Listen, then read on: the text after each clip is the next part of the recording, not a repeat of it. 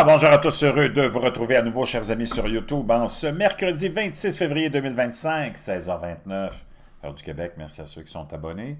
Ceux qui ne sont pas, faites-le maintenant. Merci à ceux qui m'envoient des liens, des messages toujours pertinents, intelligents et très appréciés. Merci à ceux qui vont commenter. Dites-moi d'où vous regardez, c'est vraiment toujours très chaleureux de le savoir.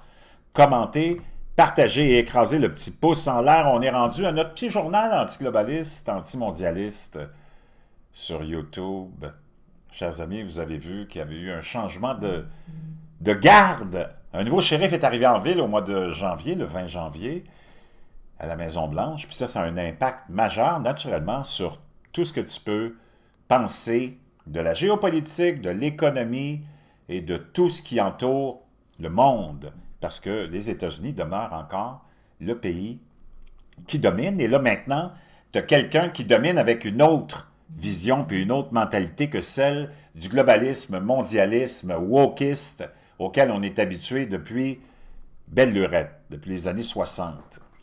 Beaucoup de choses se passent en ce moment. On est supposé avoir peut-être une espèce d'audit sur les réserves d'or américaines qui sont détenues à Fort Knox. Le dernier a eu lieu il y a au moins 40-50 ans. Apparemment, les Américains ont prétendu avoir comme 8000 tonnes d'or là-dedans. Je ne sais pas s'il y en a, parce que en ce moment, il y a quelqu'un qui en arrache, puis en arrache chez la Banque d'Angleterre, où beaucoup d'or avait été naturellement entreposé dans sa Banque d'Angleterre. Et là, tu as de plus en plus de pays, dont les États-Unis et plein d'autres qui, depuis des années, plein d'autres ont voulu rapatrier leur or. Mais il semblerait qu'il n'y a pas assez d'or physique.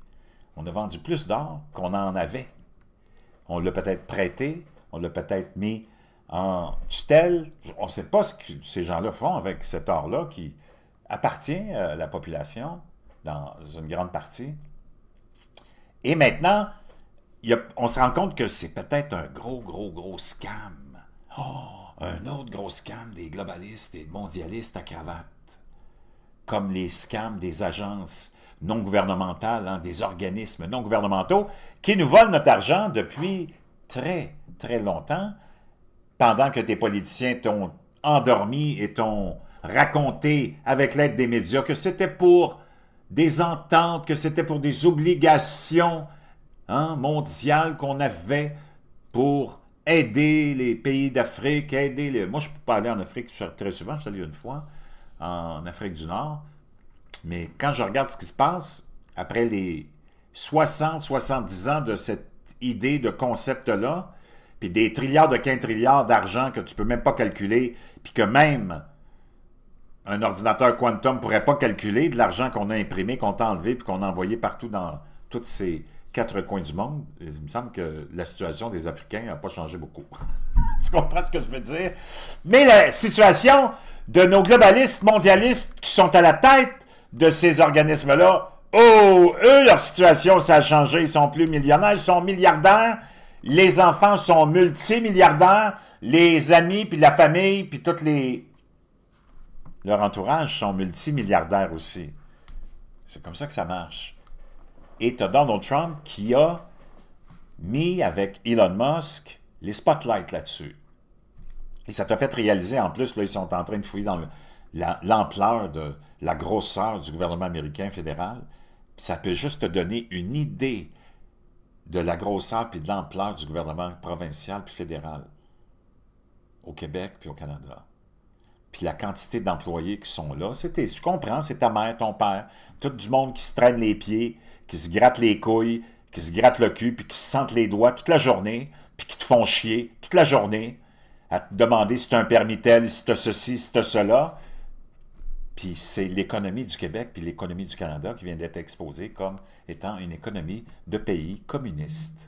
Et c'est pour ça qu'il n'y a rien, qu'il n'y a pas de valeur, qu'il n'y a pas de productivité. C'est pour ça que ton niveau de vie est misérable, puis c'est pour ça que tu en arraches. Parce que dans toute cette philosophie puis cette mentalité-là, on n'a pas oublié d'ouvrir les frontières pour t'écraser totalement.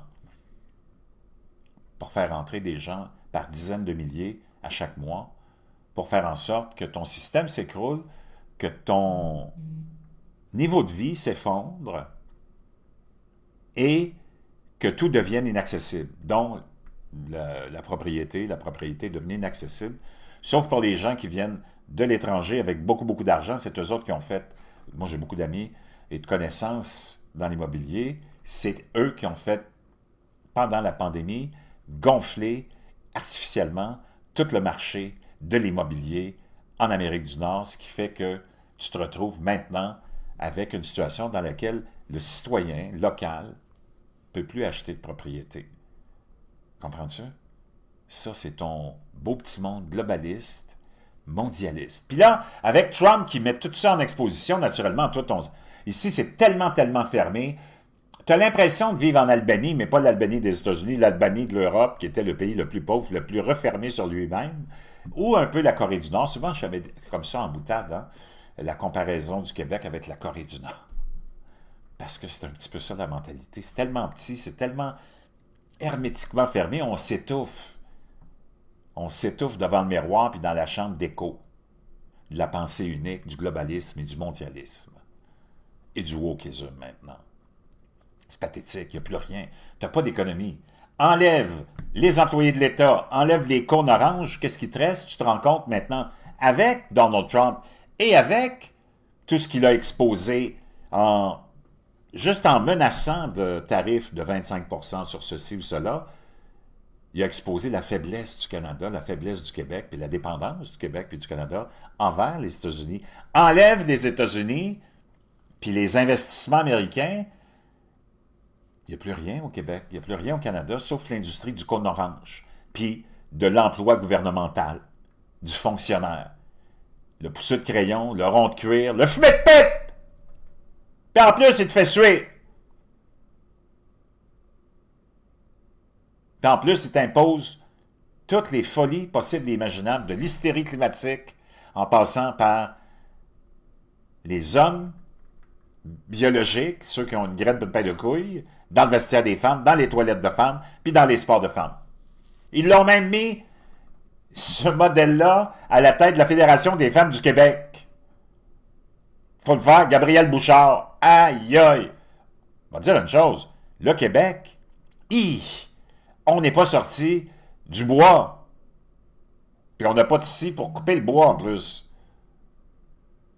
Pendant des décennies, notre système était tellement corrompu qu'on fonctionnait dans la corruption, puis on était habitué à la corruption, puis même que tu prenais un petit sniff, puis tu te disais, mon Dieu, ça sent bon. Parce que tu t'habitues à ta propre marde. Surtout quand tu as la tête dans ton propre cul. On va dire une chose, ta marde, ça devient ton odeur quotidienne. Pendant des années, on a vécu dans l'idée du globalisme et du mondialisme, et d'ailleurs, on va aller voir Doug Ford, qui est un supposé conservateur. Il faut que tu comprennes, au Québec, au Canada, pas en Europe occidentale, il n'y en a pas de conservateurs. Ça n'existe pas. C'est un scam. C'est juste des gauchistes qu'on a mis dans un parti pour essayer de distraire le monde puis de diviser le vote. Mais tous les conservateurs au Québec, au Canada et en Europe sont des gauchistes de l'extrême gauche. Toutes des wacos qui font dans l'hystérie climatique, qui font dans la folie du woke, puis dans la folie du globalisme et du mondialisme. Ça, c'est leur vrai visage. Un vrai conservateur qui a une tête, ses épaules, puis de la rationalité, remet en question toute la question de l'hystérie climatique, qui est un scam de A à Z, et tout le reste. Puis le vrai conservateur a exposé toutes les autres bullshit qu'on a étiquetées depuis des décennies comme des théories conspirationnistes, mais qui se sont toutes avérées vraies. Là, le Québécois moyen vient de réaliser, mais ça le choque, puis il est en réaction vraiment très étrange. Au lieu d'être fâché contre ses dirigeants qui l'ont roulé dans la farine depuis des décennies en lui faisant croire que c'était tellement extraordinaire, qu'eux autres ils étaient tellement forts, puis qu'on avait tellement des bonnes ententes, puis on était tellement puissants avec notre économie, puis nos secteurs ceci, puis nos secteurs industriels, puis manufacturiers. Il n'y a rien qui nous appartient. Il n'y a pas un Québécois qui a investi quoi que ce soit dans le Québec. OK? Sauf dans des fonds d'investissement bidons. Là, le Québécois moyen vient de se rendre compte, puis l'Ontarien moyen, que l'industrie automobile, je pensais que c'était canadien, moi. Non, c'est américain. C'est dans des ententes bidons signées avec des politiciens corrompus, comme René Lévesque, ceux qui ont suivi après, puis on pourrait dire que ça a commencé avec Brian Mulroney, puis ceux qui ont suivi après, tous ces accords de fameux libre-échange qui étaient un scam total. Hey, à l'époque, Brian Mulroney se promenait avec des valises pleines d'argent, puis il s'en foutait. Imagine-toi. Je te parle même pas de Jean Drapeau, puis de René Lévesque, puis toute cette gang de corrompus-là. Comment ça devait ça en mettre plein la face? Ben, René Lévesque, qui était qui peut être considéré aujourd'hui comme un meurtrier parce qu'il a frappé un itinérant alors qu'il était au volant de sa voiture. Il s'était échappé en tant que premier ministre pour aller gambler, fumer, puis boire toute la nuit. Puis en plus, il a fait un hit and run. Ça veut dire que c'est vraiment un acte de lâcheté extrême parce que le pauvre, il est encore vivant. Puis après ça, on a essayé de couvrir la situation en disant que c'était son chauffeur privé qui avait eu l'accident. C'était complètement mensonger. C'était fabriqué de toutes pièces. Donc là, le Québécois moyen, il se rend compte qu'il n'y a rien. Puis là, au lieu d'être fâché contre ses élus, son système, Donald Trump, Donald Trump, Donald Trump, Donald Trump, puis les médias, puis ton complexe politique font tourner cette roue-là parce que ça fait leur affaire. Eux autres, ça les disculpe de leur incompétence, de leur stupidité et de leur avarice. C'est hallucinant pareil.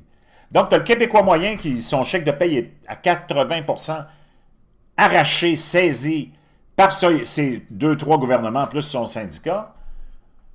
Son propre gouvernement qui l'a appauvri, qui l'a mis dans la rue.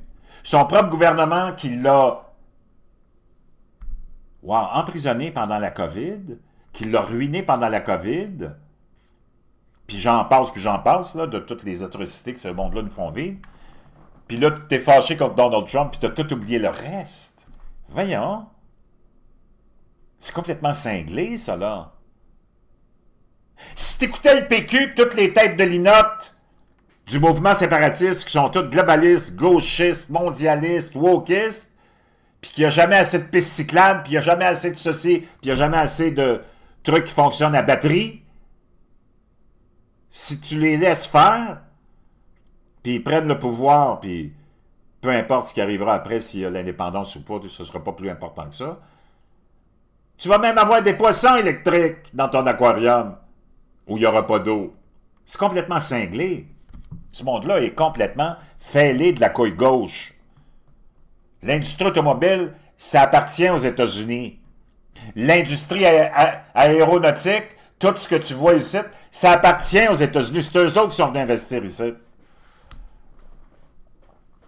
C'est complètement cinglé de penser que le Québec avait une économie qui était née de son propre sein. Are you effing kidding me?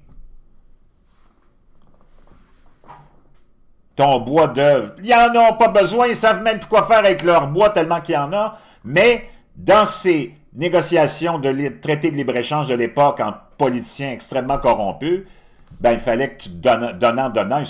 Les Américains ont mis plein d'interdictions de coupe sur leur bois pour des supposées questions, naturellement, de sauvegarde de ceci puis de cela, pour te donner un prétexte d'acheter le bois canadien.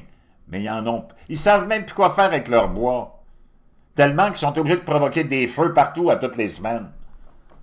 Are you effing kidding me? Le Québécois moyen a été tellement tenu dans l'ignorance de comment la vie se passe que là, il se réveille avec un choc.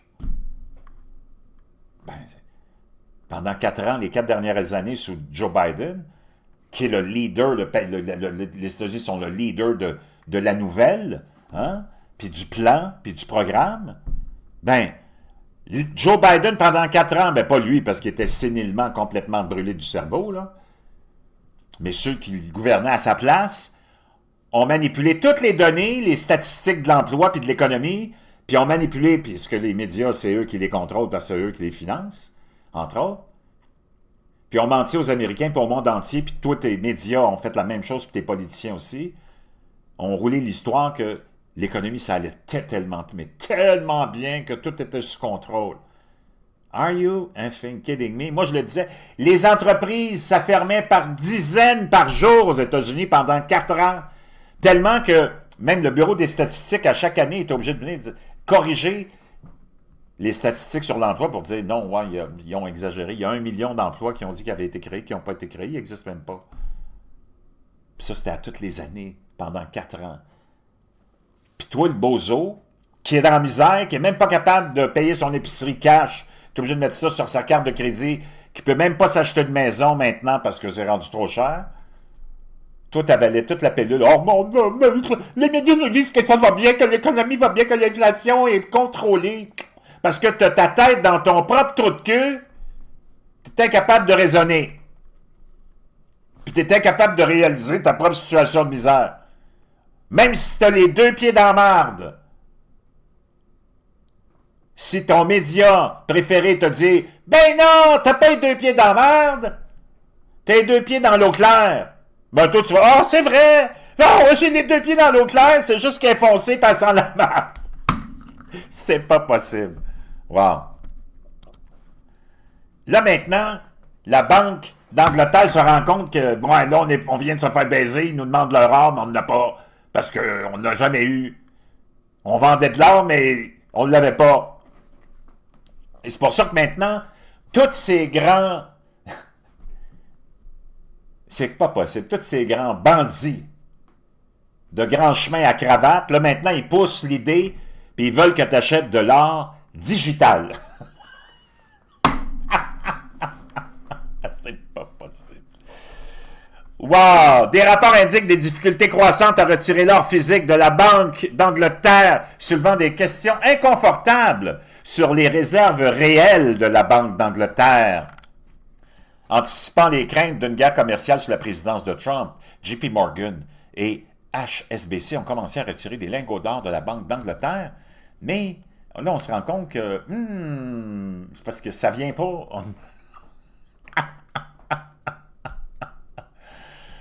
Wow! Si la Banque d'Angleterre a du mal à répondre aux demandes de retrait, cela soulève de sérieuses questions sur la disponibilité physique réelle par rapport aux avoirs déclarés. Et c'est plein d'articles là-dessus, mon cher ami. Donc, là, ils poussent pour que tu achètes de l'or digital. Je vais te dire une chose, le monde est tellement rendu stupide, parce que ça doit être les vapeurs de ton anus avec ta tête dans ton propre trou de cul qui fait que tes cellules se brûlent, que le monde va commencer à croire que ça va être une bonne affaire d'acheter de l'or. C'est pas possible. Wow!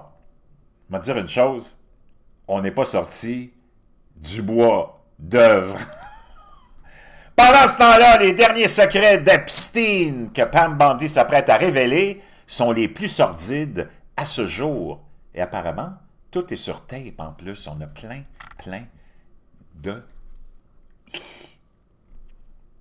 d'évidences filmées. Wow! Un trou est creusé dans le bureau de la procureure générale Pam Bondi au sein du ministère américain de la Justice pour déposer un dossier qui pourrait contenir les derniers secrets de Jeffrey Epstein. Et tandis que le nouveau procureur général de Donald Trump passe par là, une foule de personnes célèbres à travers le monde, y compris des célébrités, des politiciens, des membres de la famille royale, pourraient se sentir de plus en plus nerveux, nous raconte le Daily Mail. C'est publié il y a quelques heures à peine. De l'autre côté de Pennsylvania Avenue, en face du bureau de Pam Bondi au siège du FBI, une autre mine de preuves qui pourrait inclure des vidéos et des fichiers audio reste également hors de la vue du public. Aujourd'hui, près de 6 ans après la mort du milliardaire pédophile en Syrie, tout cela pourrait être mis à nu. Des républicains du mouvement MAGA aux membres de l'escouade démocrate en passant par la Maison-Blanche, on assiste à une volonté renouvelée de lever le voile du secret qui a longtemps enveloppé Jeffrey Epstein et ses puissants amis. Et cela pourrait être embarrassant ou peut-être pire pour la litanie de personnalités de premier plan comme le prince Andrew, Bill Clinton et Bill Gates, déjà connus pour s'être engagés dans son orbite. Le dossier du FBI en particulier pourrait potentiellement être explosif s'il inclut des vidéos de surveillance de l'ancien manoir de Jeffrey Epstein à New York. de sa maison en Floride et de son escapade dans les Caraïbes sur son île surnommée l'île des pédophiles. Il a été suggéré qu'Epstein aurait enregistré pratiquement tout, peut-être dans le but néfaste de collecter des éléments compromettants pour faire chanter ses propres associés. On a également supposé qu'il avait collecté des enregistrements pour les transmettre au service de renseignement, peut-être même au Mossad israélien. Oh! Les journaux de bord complets du jet privé de Jeffrey Epstein, surnommé le Lolita Express, hein, qui était, ça aussi, une autre conspiration, une autre théorie conspirationniste d'extrême droite, hein? N'ont pas encore été publiées, bien que des versions expurgées aient été rendues publiques au fil des ans. De même, son triste célèbre petit livre noir qui contenait les noms et les numéros de téléphone des personnes ultra riches et ultra célèbres. Pendant ce temps, au sein de l'Internal Revenue Service, le fameux IRS, le ministère du Revenu, il existe des documents qui pourraient aider à démêler des réseaux financiers tendus par Epstein, piégeant potentiellement les contacts qui ont involontairement financé ces crimes odieux. Epstein s'est suicidé dans une... Depuis lors, des milliers de pages de documents ont été publiés dans le cadre d'affaires judiciaires liées à Epstein et des dizaines de personnalités de premier plan ont été identifiées comme ayant interagi socialement avec Jeffrey Epstein. Parmi eux figurent Bill Gates, Bill Clinton, Donald Trump, c'est faux, il n'est jamais allé sur l'île. Donald Trump a même expulsé Jeffrey Epstein de Mar-a-Lago il y a plusieurs années pour des comportements jugé vraiment déplacé. Donc, ça, c'est toute de la bullshit. Donald Trump, il n'y a rien à voir là-dedans. Il n'est pas là. Puis, ça a été confirmé qu'il n'est pas sur la fameuse liste. Donc, oubliez ça, là. Le premier ministre israélien Ehud Barak, Kevin Spacey, Michael Jackson et David Copperfield. Michael Jackson, je ne suis pas sûr non plus. Le président Trump, qui a déclaré ne pas être un fan du financier, est favorable à la publication de dossiers, notamment la soi-disant liste des clients d'Epstein, qui se trouve désormais sur le bureau de Pam Bondi. Elle seule sait actuellement combien de noms y figurent. Mais la preuve la plus accablante qui reste à émerger pourrait être les images de surveillance de la luxueuse maison dorée de Jeffrey Epstein, d'une valeur de 50 millions de dollars, située dans le Upper East Side, sur 8 étages et 19 000 pieds carrés, au 9 East 71st Street à New York. C'est là que le prince Andrew a été accusé d'avoir touché la poitrine de Joanna Sjoberg, une massothérapeute d'Epstein, alors qu'il était assis sur un canapé. La royale a nié ses accusations. Le prince a nié ses accusations. Tant que les bandes vidéo ne seront pas publiées, personne ne sait ce qu'elles pourraient montrer et à quel point les images pourraient être inconfortables pour ceux qui y apparaissent. En parlant du manoir de New York, l'ancien avocat d'Epstein, Alan Dershowitz, a déclaré au Daily Mail s'il y avait des caméras de surveillance, et je pense qu'il y en avait, cela inculperait ceux qui ont quelque chose à cacher et disculperait ceux qui n'en ont pas. Wow! Donc, je vous laisserai le lien. Très, très, très intéressant. Tout cela. Pendant ce temps-là, il y a eu un autre avion, encore un autre et un autre et un autre, qui a été obligé de... La scène est complètement folle. L'avion était sur le point de décoller et un petit jet privé qui est passé juste devant lui. Et grâce au réflexe du pilote, il a pu remonter vers le ciel. Et c'est complètement hallucinant. Je pense qu'on a peut-être les images ici. OK?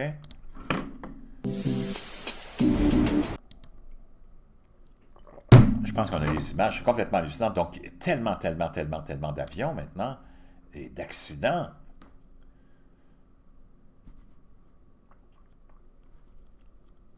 Je pense que c'est juste, ça c'est juste l'audio. L'audio, puis t'as la tour qui disait à ce gars-là, dégage de là, toi.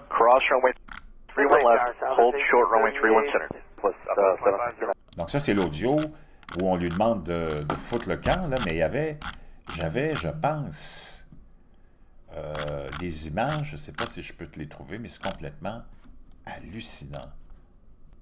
Bon, j'ai trouvé des images, je regarde ça. Stable, or there's wind, or there's wind shear. In this case, this is called Donc, a il runway était sur le point incursion, d'atterrir, airplane on the runway where there should... et tu vois le jet qui est là, Puis on lui a dit, la tour de contrôle a dit à ce pilote d'un jet privé d'affaires, « Hey, tu te fais là le bozo. » On dirait que c'est fait de façon intentionnelle.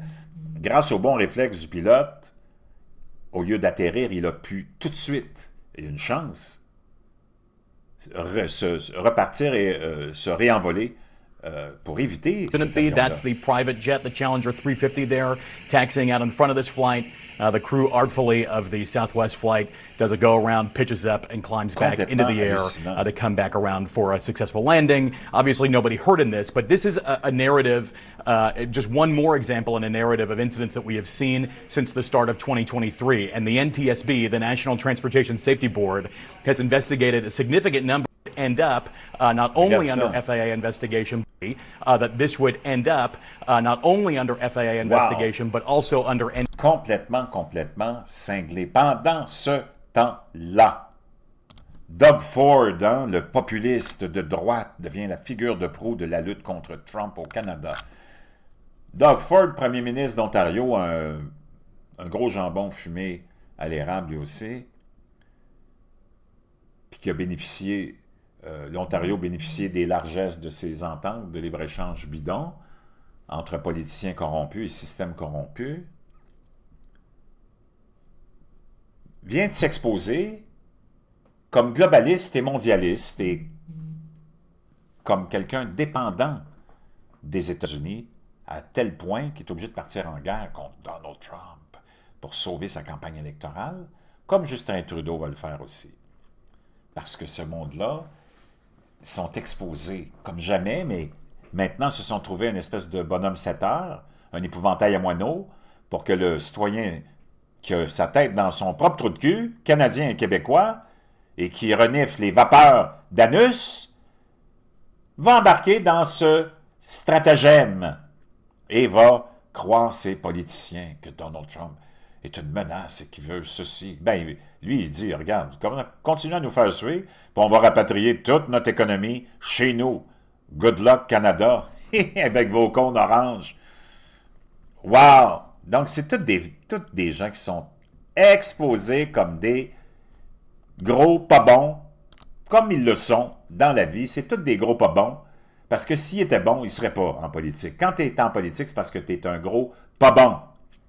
Les États-Unis font passer le projet de guerre contre l'Ukraine devant l'ONU, avec le soutien de la Russie. Parce que là, tu as un nouveau shérif en ville, puis lui dit, moi, de voir 500, 600 000, 700 000 morts, ça commence vraiment à me tomber ses nerfs et à m'écœurer.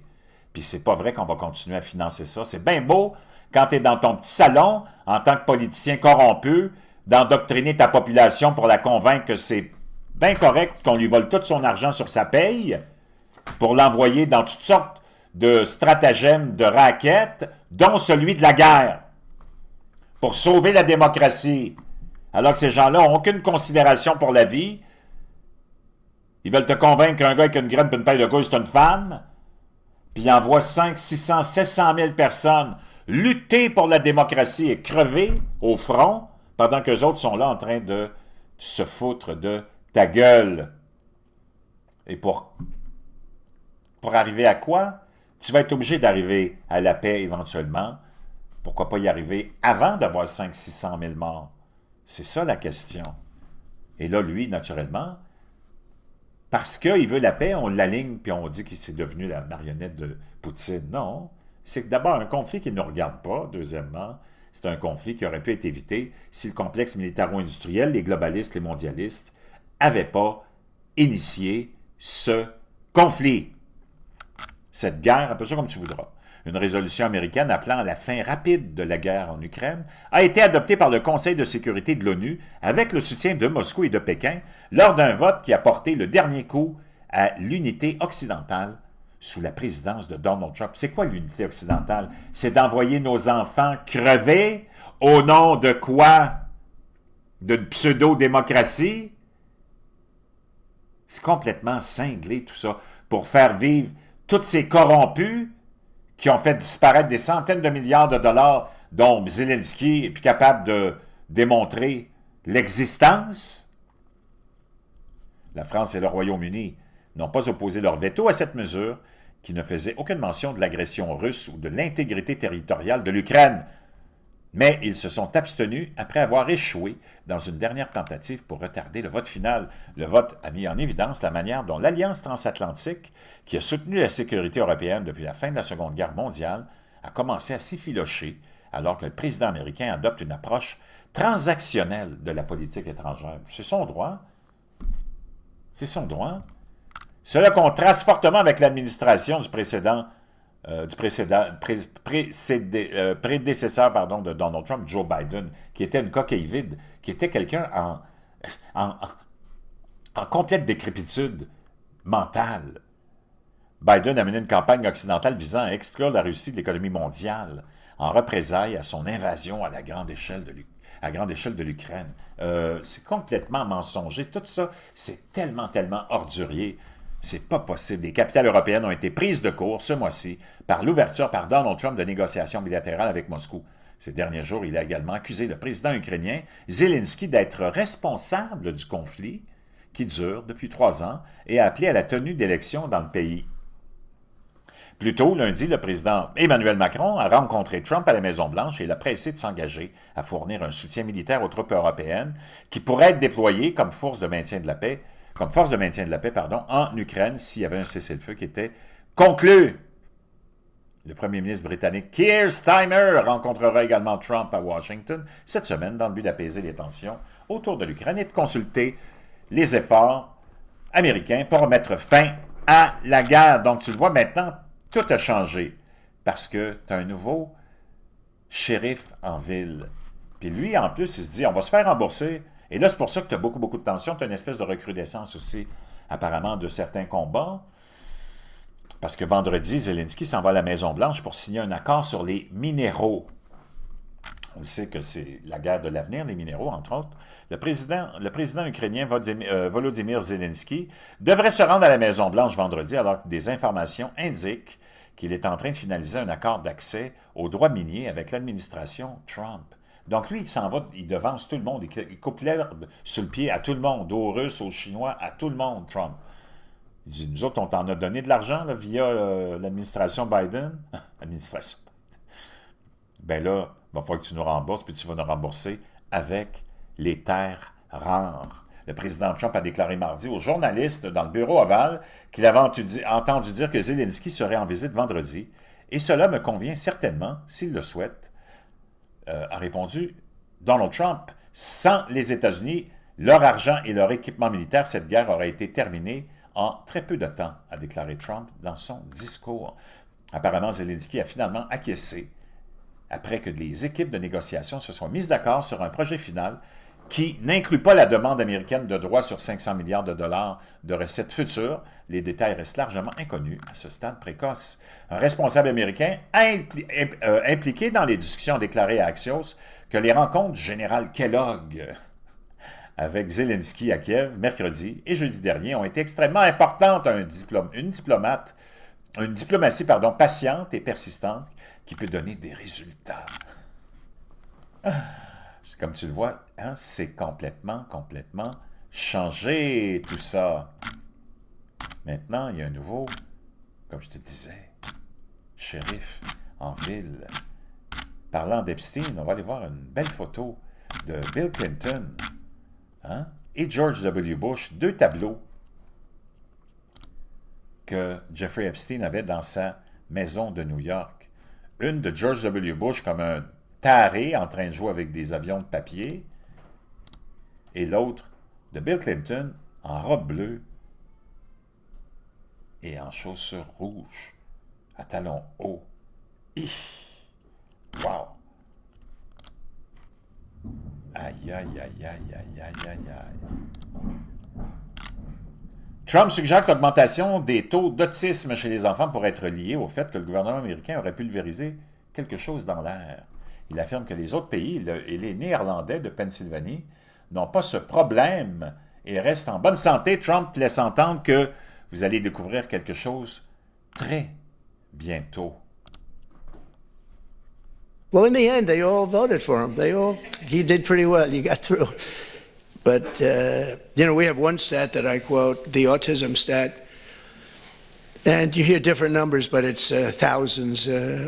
They say between 10 and 20,000. So if you go back 15 years ago, we had like nobody. It was 1 in 20,000. Now we have 1 in 34. Is that right? 34. So 34 or 36. Donc avant, il y a des dizaines d'années, il y avait un cas d'autisme pour des milliers. Là, maintenant, tu as un cas d'autisme à chaque 10 000 citoyens en moyenne. Là, c'est un à chaque 34 citoyens. Kids have autism. And if you go back, I guess, 18 years, that whenever that was done, it was 1 in 20,000. So we got 1 sur 20 000 avant, là, c'est 1 sur 34. Donc, tu vois, que tu l'aimes ou pas, c'était pas beaucoup d'élus qui ont les couilles de ramener ce genre de sujet-là. Hein? Sur la place publique. C'est bien, bien rare, ça. Wow. Donc, chers amis, on a fait pas mal le tour, mais il y a tellement d'autres choses aussi. Mais, faut pas oublier que tes petits gauchistes, tes petits globalistes, mondialistes ont toujours des passe-droits aussi dans ton système actuel. Et les médias recommandent de ne pas arrêter ni emprisonner les manifestants pour le climat. Selon Euronews, il n'est pas juste d'envoyer des gens en prison pour avoir tenté de détruire des œuvres d'art classiques afin de sauver la planète. C'est à peu près ça. Tu sais, tout le monde a son propre groupe, hein? Son propre groupe d'activistes. Ben, les tarés aussi ont leur propre groupe d'activistes. Ils s'appellent les Antifa. Pendant ce temps-là, chers amis, Trump a lancé un avertissement effrayant à l'Europe concernant les plans de paix entre la Russie et l'Ukraine après des discussions productives avec Macron. Le président Trump a lancé un avertissement effrayant à l'Europe concernant les plans. Le républicain et le français ont échangé une poignée de main tendue, blablabla.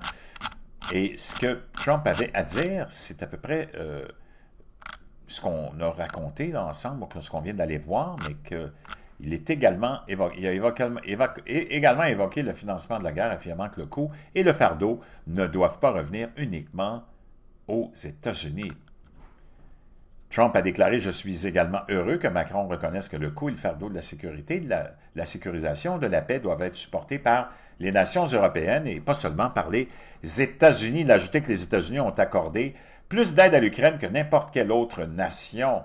Trump estime également que la Russie fait tout son possible pour garantir la fin de la guerre et a déclaré que Poutine n'a aucun problème avec les soldats de la paix européens. Donc, comment ça va se terminer? J'ai hâte de voir ça. Mais avec un nouveau shérif en ville, je peux te dire une chose. Wow! Les choses ont changé de façon très, très rapide. Ah, puis je vais terminer avec quelque chose de trop bon. Joe Rogan, qui ne s'est pas gêné pour, wow, vraiment, vraiment, en donner et insulter en notre nom, puis je le remercie, Justin Trudeau. D'abord, on va aller écouter Mélanie Joly. Ces gens-là, c'est quoi leur qualification? C'est juste des marionnettes. C'est juste des marionnettes qui passent leur carrière à genoux. Tu comprends? Strategy is going to be released this week, but they say it doesn't have significant spending because of prorogation. And I'm wondering if you could confirm whether the strategy is being released this week and how the funding will compare with the Indo-Pacific strategy, which had $2.3 billion. First and foremost, when we will be launching the African strategy, you will be the first one to know. Donc, naturellement, dans toute la tourmente de l'exposition de la corruption des organismes non gouvernementaux, Mélanie Joly dit « T'inquiète pas, nous autres au Canada, on va continuer à donner dans ces organismes non gouvernementaux parce que tous nos amis ont besoin de notre argent, tu sais. » C'est des milliards et des milliards que le Canada donne. And so that would be the first part of my answer. Second. Aïe, aïe, le 1er mai, elle va annoncer combien on donne à nos amis un petit peu partout pour les enrichir avec leur famille. Parce que c'est ça, dans le fond, les organismes non gouvernementaux. On va l'écouter, Joe Rogan, qui, je vais dire une chose, wow! Ça en donne à cœur joie. Bouge pas, je vais essayer de te trouver le début. control its population because it's way easier for them to make money. But uses Industrial complex money, and that's what they like to do. Yeah, they like to make money. They like to be in bed with the lobbyists in the military industrial complex and the pharmaceutical industrial complex, and they like to fucking impose their will on people. And if you can't express yourself and say, hey, this is fucked up, this is crazy, why am I doing this, like these studies show that you're not correct, like if you can't say all those things, which right now you can't do in Canada, it's not the same. Like their ability to express themselves on the internet has been severely limited. It's real weird, man. It's real weird, and it's happening right. You could walk there. If you wanted to, you could walk there. And it's fucked. It's like it's on the same patch of land as us, and it's fucked. It just shows you what can happen here if you don't have the right laws. Because people like that fuckhead, Justin, they pretend you guys that are on first name basis. Yeah, that cocksucker. They pretend that and I don't talk this way about anybody. No, I'm really surprised. I genuinely despise people like that. And I think it's good to say it publicly because people need to understand like what these people are doing. These people are leading you on the road to legitimate communism. Like he's leading that country on a road to legitimate communism. It's very dangerous. And I think most Canadians are fed up with it at this point. It's just like the party up there has so much control. And he's been forced to resign, so he's got to step down.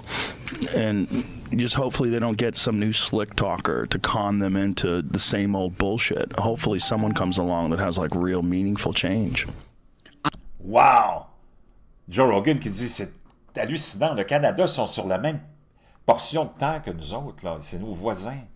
Nous autres, on peut s'exprimer sur toutes nos frustrations, puis la corruption qui se déroule devant nos yeux, mais il dit au Canada, c'est tellement, tellement différent. Tu peux pas t'exprimer. Tout est censuré. Justin Trudeau, il l'appelle cocksucker, fuckhead. Il dit, je parle jamais du monde comme ça, mais lui, il faut l'appeler comme ça, il faut l'exposer. Il est en train de mener les Canadiens vers le communisme intégral. Je sais pas si t'es d'accord. Moi, je suis complètement d'accord. Tape-moi un 47, là. Tu peux plus t'exprimer ici. Tout est super contrôlé. Il a payé CBC, il a payé tous les autres médias pour avancer les agendas LGBTQ++, le wokeism, l'hystérie climatique, la taxe carbone, là maintenant les attaques contre Donald Trump. Tu peux plus les critiquer. C'est complètement hallucinant. Il dit, Joe Rogan dit, ça n'a pas d'allure. Ils sont nos voisins. Il dit, ça pourrait nous arriver si on n'est pas vigilant. On pourrait devenir comme les Canadiens. Du monde avec leur tête dans leur propre trou de cul. Je vous reviens. Je voulais finir avec ça parce que vraiment, c'est délicieux.